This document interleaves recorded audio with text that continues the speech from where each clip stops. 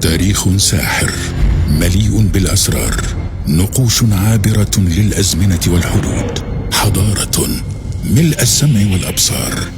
سيرة ملوك وملكات عظام شغلتهم الأبدية فامتلكوا مفتاح الحياة،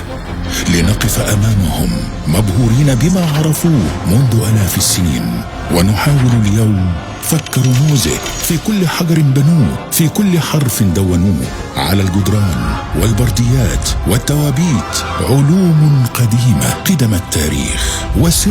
من أسرار الخلود. والآن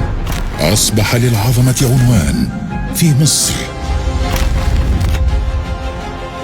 100,000 حكاية عن العقيدة، العلم، الحب، الفن، عن الإنسانية، آثار تعرض لأول مرة منذ اكتشافها،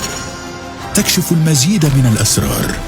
لتحكي قصتهم كاملة. المتحف المصري الكبير أكبر متحف في العالم لعرض آثار الحضارة المصرية القديمة، تعود فيه أعظم حضارة